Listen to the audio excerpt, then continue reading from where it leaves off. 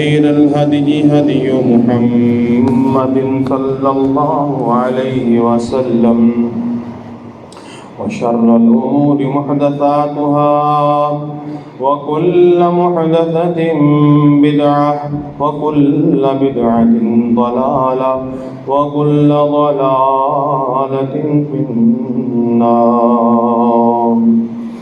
اللهم صل على محمد وعلى آل محمد كما صليت على إبراهيم وعلى آل إبراهيم إنك حميد مجيد.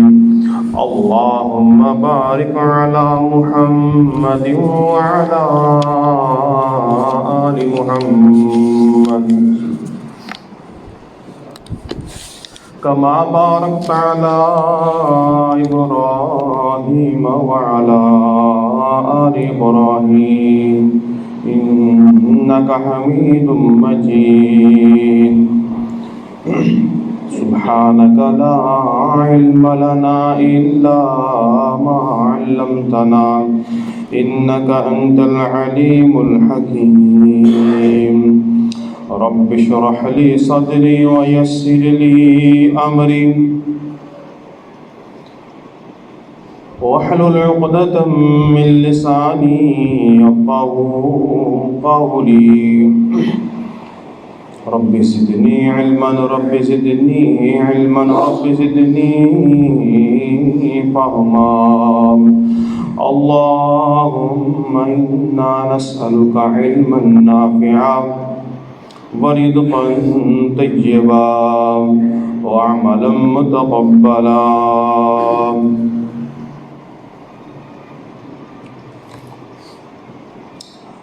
أما بعد فأعوذ بالله السميع العليم من الشيطان الرجيم. بسم الله الرحمن الرحيم. قال الله تعالى في القرآن المجيد والفرقان الحميد: لقد كان لكم في رسول الله أسوة حسنة.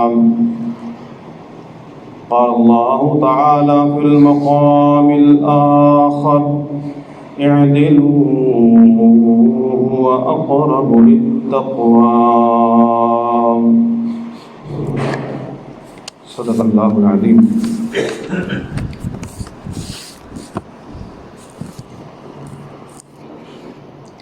ہر قسم کی حمد و ثنا پاک مطہر مطیب پاکیزہ مبارک کلمات اللہ جل شانہ مجدہ کی ذات پاک کے لیے خاص، جو اپنی ذات کے اندر، فعال کے اندر، عبادت کے اندر، حقوق کے اندر، تصرفات کے اندر، اختیارات کے اندر وحدہ لا شریک. درود و سلام ہو آقا دو جہان، پیغمبر کون و مکان، سید المرسلین، خاتم النبیین، قائد آدم، رہبر اعظم، مرشد اعظم، احمد مجتبیٰ حضرت محمد مصطفیٰ صلی اللہ علیہ وسلم کی ذات اعلیٰ اور متحر کے اللہ بیش بہا رحمت برکت نازل فرمائے. صحابہ کرام، اہل بیت اعظام، تابعین، تبع تابعین، ائمہ کرام، محدثین اعظام، اولیاء الرحمن.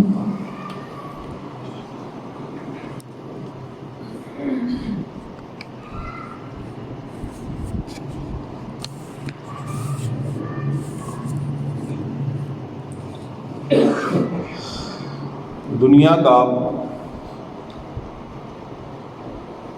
کوئی بھی معاشرہ، چاہے وہ اسلامی ہو یا غیر اسلامی ہو، چھوٹا ہو یا بڑا ہو، کوئی خاندان ہے یا کوئی قبیلہ ہے یا ریاست ہے یا حکومت ہے یا کسی کا جو اقتدار ہے، ان ساری چیزوں کی جو بقا ہے وہ ایک چیز کے اوپر ہے، اور وہ کون سی چیز ہے جو اس کے لیے لازم ملزوم ہے؟ وہ ہے، چاہے وہ چھوٹا معاشرہ ہو چاہے بہت بڑا معاشرہ ہے، بقا اسی صورت میں ہے کہ اس معاشرے میں لوگوں کو انصاف ملتا ہو، عدل اس معاشرے میں قائم ہو، چھوٹے سے گھر سے لے کر پوری ریاست تک عدل و انصاف کا بول بالا ہو، لوگ بڑے خوش ہوں، لوگ اپنا حق لینے کے لیے ان کو در بدر کی خاک نہ چھاننی پڑے، بلکہ یہ راہیں ان کے لیے بڑی ہموار اور آسان ہوں، تبھی وہ معاشرہ باقی رہ سکتا ہے، تبھی وہ تہذیب باقی رہ سکتی ہے، تبھی وہ خاندان باقی رہ سکتا ہے، تبھی وہ گھر آباد رہ سکتا ہے، چل سکتا ہے۔ ایک بڑا مشہور اور معروف مقولہ ہے، ظلم کا جو نظام ہے وہ کبھی چل نہیں سکتا ہے، وقتی طور پر تو اس کے اثرات ہوں گے، وقتی طور پر تو وہ چلے گا، لیکن جب ظلم اور زیادتی اور ناانصافی اور بے عدلی کا بازار گرم ہوگا تو یاد رکھ لیجیے اس کی ایک خاص لمٹ ہے، اس کے بعد اللہ رب العالمین حضرت موسیٰ علیہ السلام جیسا عادل شخص پیدا فرماتے ہیں جس نے فرعون کی سلطنت کو توڑا، بیڑا غرق کر دیا۔ تو میرے محترم بھائیوں، دوستوں، بزرگوں، نبی پاک صلی اللہ علیہ وسلم کی سیرت کا مطالعہ کیا جائے، آپ کی سیرت کو اگر پڑھا جائے، جس معاشرے میں رسول اللہ صلی اللہ علیہ وسلم تشریف لائے تھے وہ عرب کا جو معاشرہ تھا وہ انتہائی جہالت، ظلم، زیادتی، ناانصافی اور بے ایمانی پر ان کا سارا زور تھا، وہ ایسا معاشرہ تھا۔ اور تاریخ کی کتابوں کی برگردانی سے معلوم ہوتا ہے کہ اس معاشرے میں کچھ لوگ ایسے تھے جو عدل چاہتے تھے، جو انصاف چاہتے تھے، جو نیک صفت انسان تھے۔ ان کی خواہش تھی کہ ایک ایسا کوئی نظام ترتیب دیا جائے، ایسا کوئی نظام بن جائے جس کے تحت یہ جو معاشرہ ہے نا، اس معاشرے میں جو مظلوم طبقہ ہے اس کی مدد ہو۔ چنانچہ 1 سے 2، 2 سے 4، 4 سے 8، 8 سے 16 کرتے کرتے یہ تحریک جب چلی، لوگوں نے اس تحریک کی حمایت کرتے کرتے ایک کافی تعداد ہو گئی، اور پھر ایک معاہدہ ہوا جس کا نام تھا حلف الفضول۔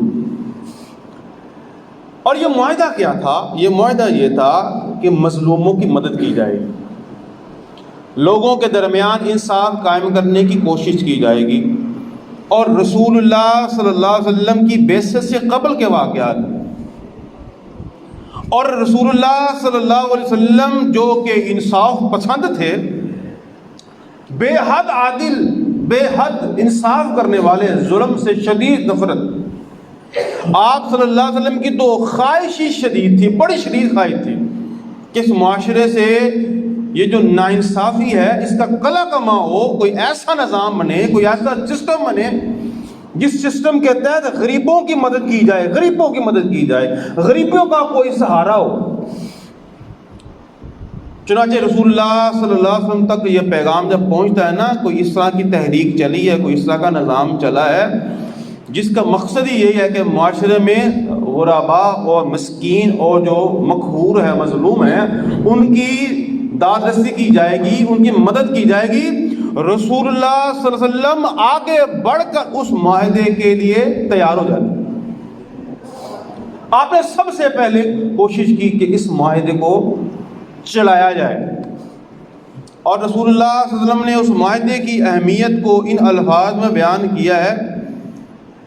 آپ صلی اللہ علیہ وسلم فرماتے ہیں اگر اس معاہدے کے بدلے کوئی مجھے سرخ اونٹ بھی دے نا کہ اس معاہدے کو چھوڑ دو، مظلوموں کی مدد کو چھوڑ دو، عدل کے نظام کو چھوڑ دو، انصاف کے نظام کو چھوڑ دو، ہم تمہیں سرخ اونٹ دیں گے، رسول اللہ فرماتے ہیں میں سرخ اونٹ نہیں لوں گا، اس معاہدے کی پاسداری کروں گا۔ یہ اتنا اہم معاہدہ ہے۔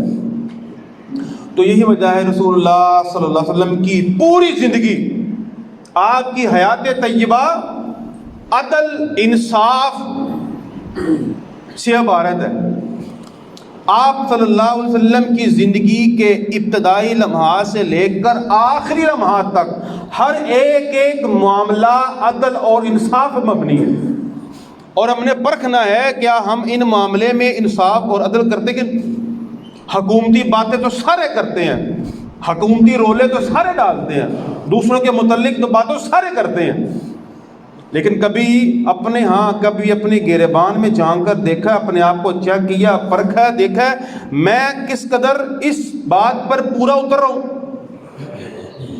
سب سے پہلا جو عدل کا جو حق ہے وہ کس کا ہے؟ یاد رکھ لیجئے، سب سے بڑا جو اس کائنات میں عادل ہے وہ اللہ ہے، سب سے بڑا عادل۔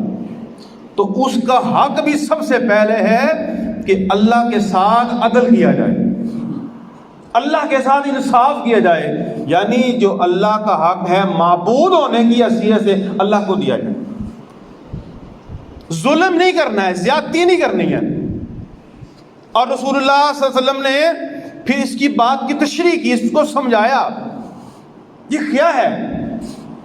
جب قرآن پاک کی اس آیت مبارکہ کا جب نزول ہوا نا، وہ آیت کیا ہے؟ اللہ تعالیٰ قرآن پاک میں ارشاد فرماتے ہیں الذین آمنوا ولم یلبسوا ایمانہم بظلم اولئک لہم الامن وہم مہتدون، جنہوں نے اپنے ایمان کے ساتھ ظلم کو خلط ملط نہیں نہ کیا، یہ لوگ ہیں سچے امن والے، کل قیامت کے روز ہر قسم کے خوف سے بالکل امن میں ہوں گے۔ تو صحابہ کرام آپس میں نا باتیں کرنے شروع کر دیتے ہیں، ہم میں سے کون ہے جس نے ظلم نہیں کیا ہے، ہم میں سے کون ہے جس نے زیادتی نہیں کی، ہم میں سے کون ہے جس نے دوسروں کا حق نہیں مارا ہوگا، تھوڑا بہت بیوی بچوں کی تربیت میں، دوستوں کے ساتھ معاملات میں اونچ نیچ ہو جاتی ہے، تھوڑا بہت ہو جاتا ہے۔ اب قرآن پاک کی آیت نص قطعی ہے، وہ کہہ رہی ہے کہ جس نے ایمان کے ساتھ ظلم شامل نہ کیا تو وہ ہدایت یافتہ ہے، وہ کل قیامت کے روز سرخرو ہوگا، ہم تو پکڑے گئے۔ تو یہاں پر رسول اللہ صلی اللہ علیہ وسلم نے اس ظلم کی تعریف کی ہے۔ آپ نے فرمایا ہے میرے صحابہ، اس ظلم سے مراد وہ ظلم نہیں جن کو تم ظلم سمجھ رہے ہو، اس ظلم سے مراد کیا ہے جس کا ذکر سورہ لقمان میں ہے، ان الشرک لظلم عظیم، کہ شرک بہت بڑا ظلم ہے۔ یعنی اللہ کا حق یہ ہے کہ اس کی عبادت کی جائے، اس میں کسی کو شریک نہ کر، یہ ہے اللہ تعالیٰ کا حق ہے، اس میں انصاف کرنا ہے۔ اور رسول اللہ صلی اللہ علیہ وسلم نے ساری زندگی اس میں انصاف کیا بھی اور لوگوں کو کروایا بھی، لوگوں تک اللہ تعالیٰ کی توحید کا یہ خاص وصف عدل والا وہ پہنچایا بھی ہے، تو لوگوں کو کہا صرف ایک رب کو مانو، اس کے علاوہ کوئی بھی نہیں ہے۔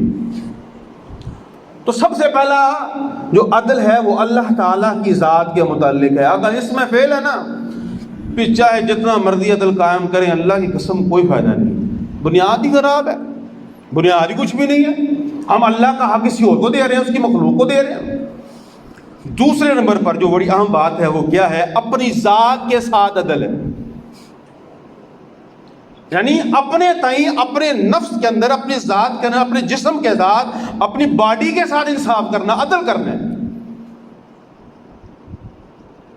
دوسروں کو تو نصیحت تو سارے کرتے ہیں، دوسروں کے لیے ہم حکیم بنے ہوتے ہیں، لیکن کبھی اپنے باڈی، اپنے جسم پر کبھی غور کیا؟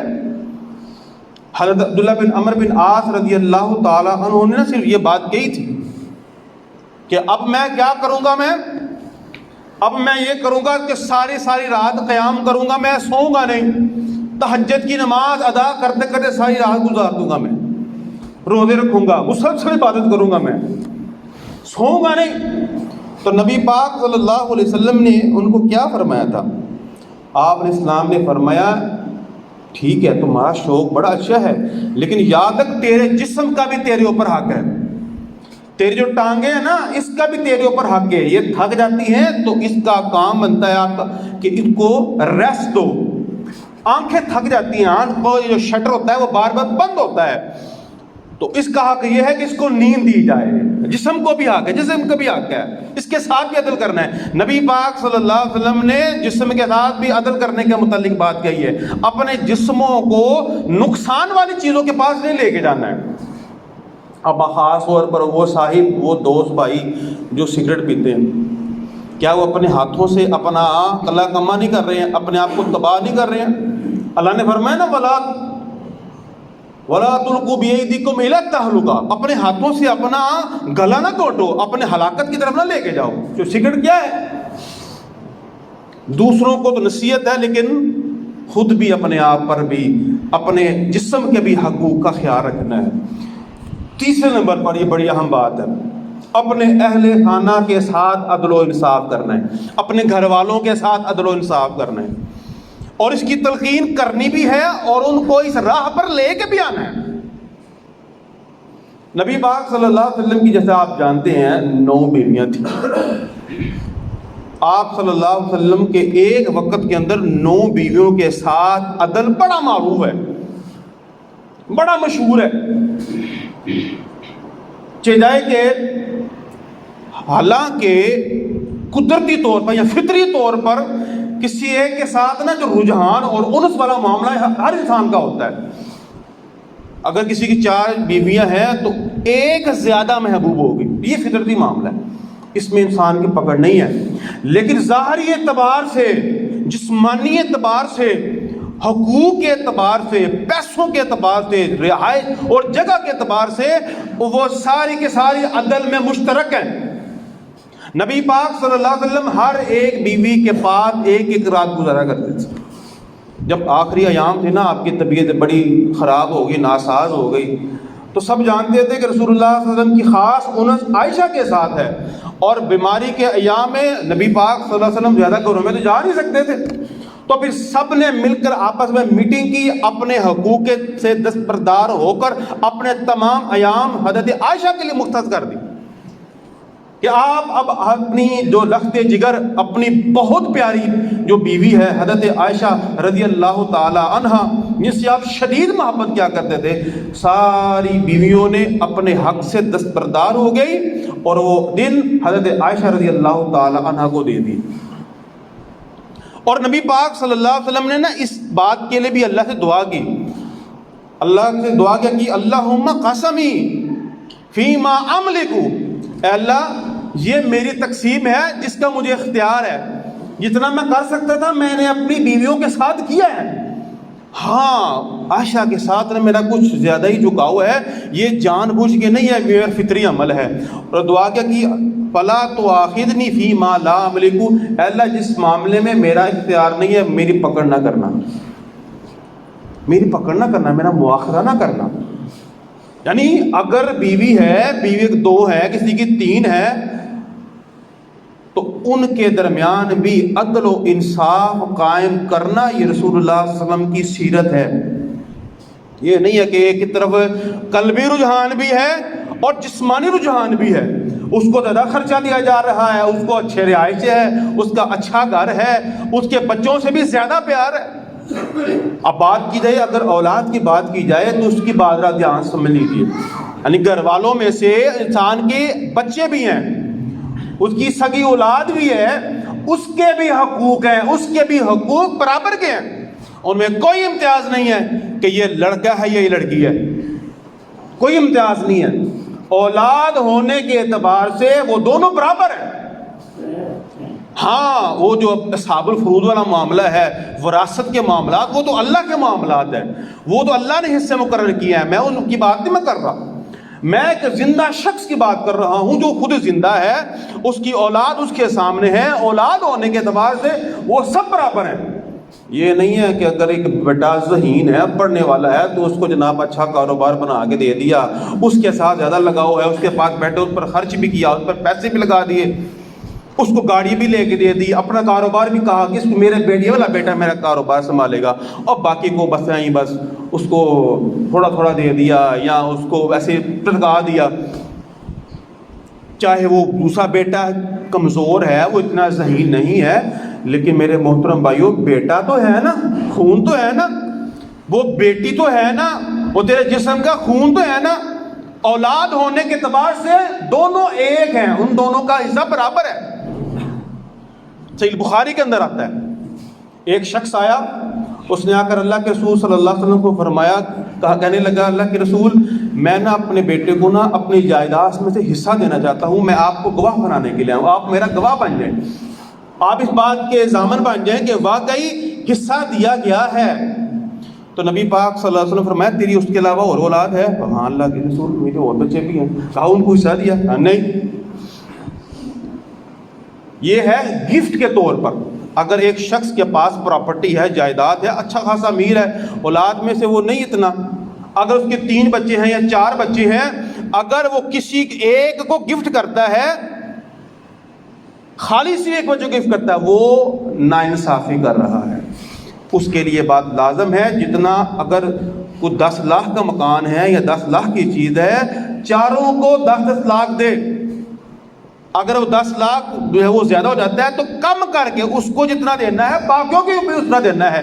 ان میں کوئی تفریق نہیں، لڑکیوں کو کم دینا ہے، لڑکیوں کو زیادہ دینا ہے، ایسا نہیں ہے، وہ تو وراثت کے معاملات ہے۔ یہاں پر یہ بھی ہوتا ہے جب بیٹی کی شادی کر دی جاتی ہے نا، تو بھائی آپ ہم نے سارا کچھ تو بیٹی کی شادی پہ لگا دیا ہے، اتنے لاکھ روپے لگ گیا جناب، وہ گاڑی بھی لے کے دیا، گھر بھی لے کے دیا ہے، اب لہذا وراثت میں اس کا کوئی حصہ نہیں ہے۔ تو میرے محترم بھائی دوستوں بزرگوں، ایسا نہیں ہے، شریعت اس بات کا ہمیں درس نہیں دیتی ہے۔ شریعت میں یہ ہے جب باپ فوت ہو جاتا ہے تو اس کی جتنی بھی جائیداد ہوتی ہے وہ سارے بچوں کے درمیان عدل کے ساتھ تقسیم ہوتی ہے۔ تو نبی پاک صلی اللہ علیہ وسلم نے اس کو کیا کہا؟ فرمایا باقی بچوں کو بھی ان کا حق دو، پھر میں گواہ بنوں گا، میں ایسے گواہ نہیں بنوں گا۔ میں اپنی اولاد کے درمیان بھی رسول اللہ صلی اللہ علیہ وسلم ہمیں عدل سکھا رہے ہیں۔ اس طرح یہ بڑی اہم بات میں کرنے لگا ہوں، ایک بڑا مشہور ہے ہمارے درمیان ایک لفظ، قانون کی نظر میں سارے برابر ہیں۔ قانون کی نظر میں ہم سب برابر ہیں، یہ ایک سنا ہوا جملہ ہے، ایک مشہور مقولہ ہے، ہر بندہ یہ کہتا ہوا نظر آتا ہے، حالانکہ ایسا ہوتا نہیں ہے۔ ہمارے یہاں پر کیا معاملات ہوتے ہیں، بڑوں کے لیے نظام رہتا ہے، چھوٹوں کے لیے رہتا ہے، غریبوں کے لیے رہتا ہے، امیروں کے لیے رہتا ہے۔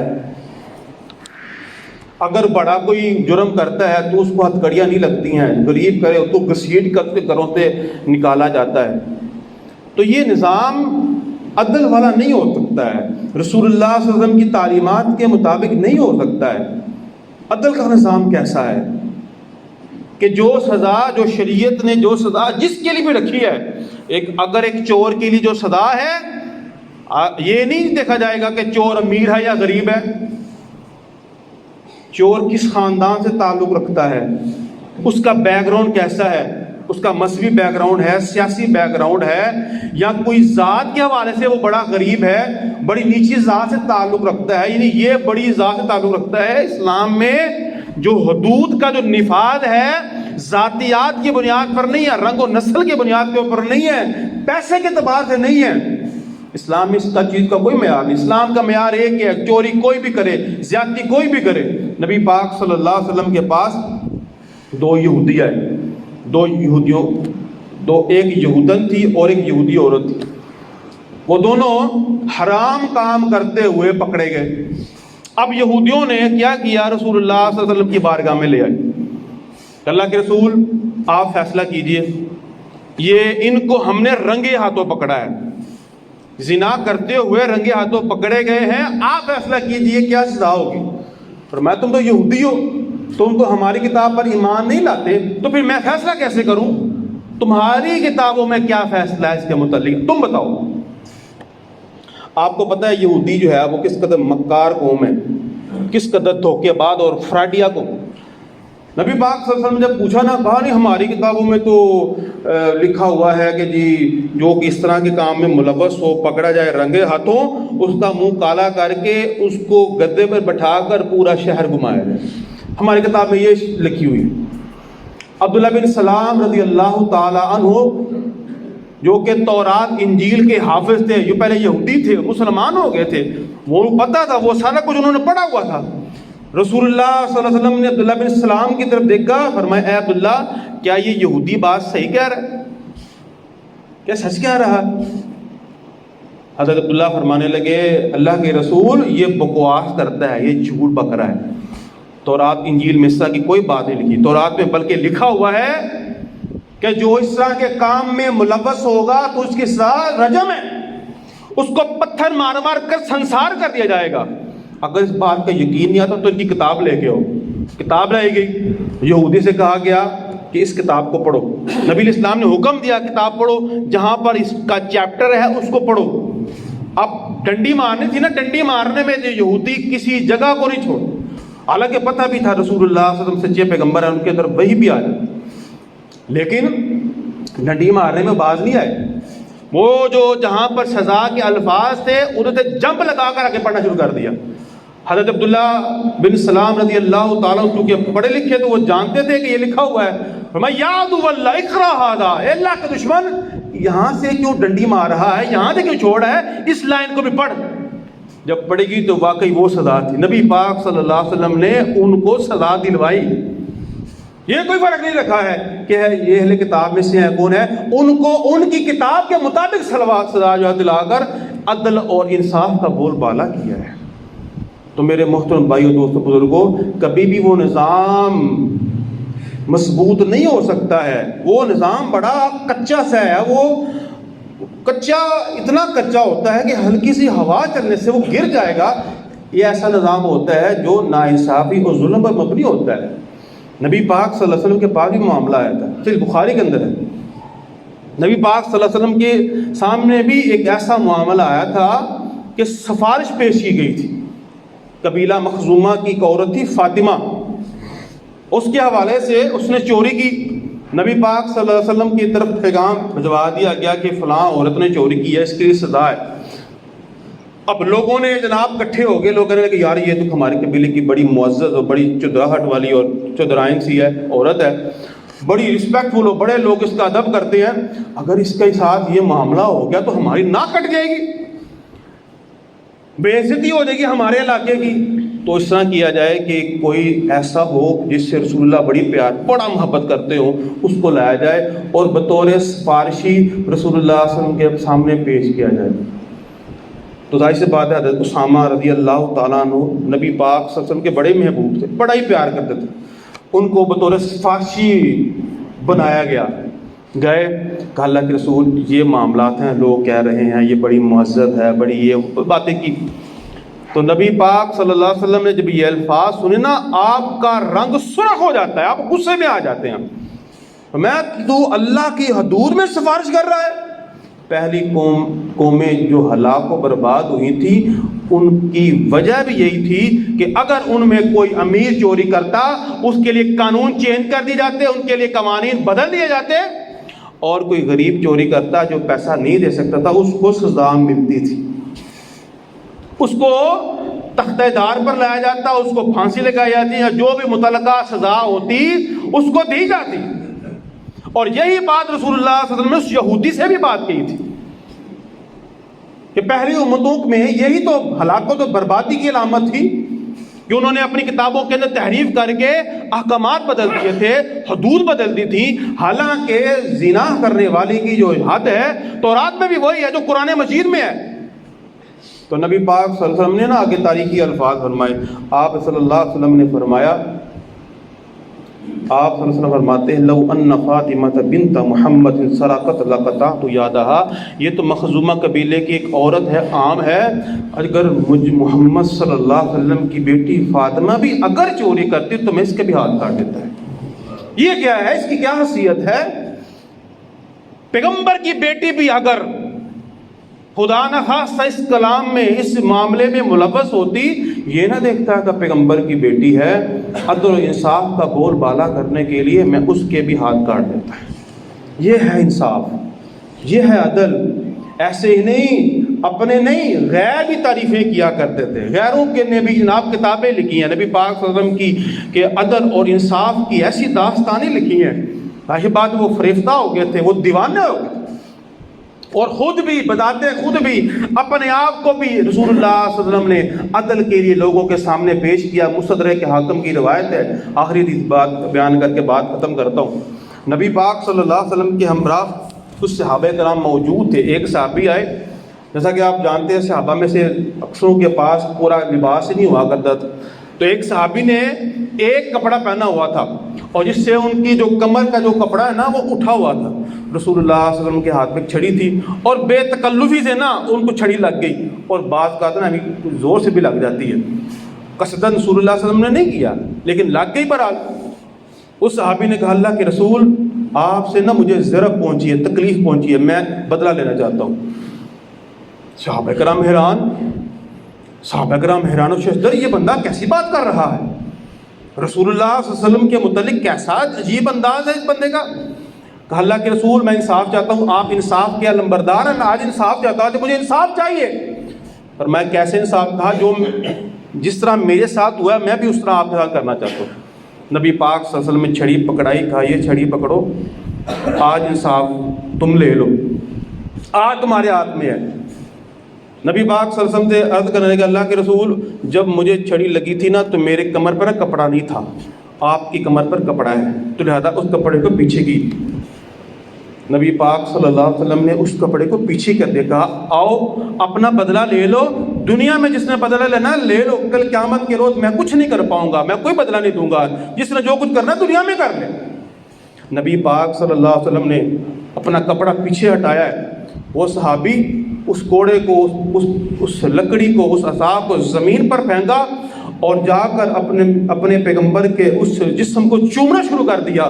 کہا وہ ہاتھ ٹوٹ جائیں جو آپ کی طرف بڑھیں، میں تو ایک بہانہ تلاش کر رہا تھا کہ کس طرح آپ کے جسم کو چوما جائے، میں تو یہ چاہتا تھا۔ یہاں سے عدل و انصاف کا بول بالا بھی ہوتا ہے، اور رسول اللہ صلی اللہ علیہ وسلم سے صحابہ کرام کی محبت بھی ظاہر ہوتی ہے کہ کیسے کیسے انداز سے صحابہ کرام نے رسول اللہ صلی اللہ علیہ وسلم سے محبت کی ہے۔ تو معاشرہ وہی کامیاب ہے، معاشرہ وہی سرخرو ہو سکتا ہے جس میں عدل اور انصاف رسول اللہ صلی اللہ علیہ وسلم کے فرمان کے تقاضوں کے مطابق ہے۔ تو خاص طور پر بچوں کی تربیت کے حوالے سے اور دنیا سے جاتے ہوئے کوئی ایسا نہ کر جائیے غیر مساوی کام جو آپ کے پیٹے پر دے۔ حدیث ہے کہ جس نے آخری معاملے میں گڑبڑ کر دی نا اس کے معاملات کل قیامت کے تو خراب ہو جانے ہیں۔ تو عدل و انصاف پر اپنی ساری زندگی گزارے۔ اللہ سے دعا کریں ہمیں کی توفیق عطا فرمائے۔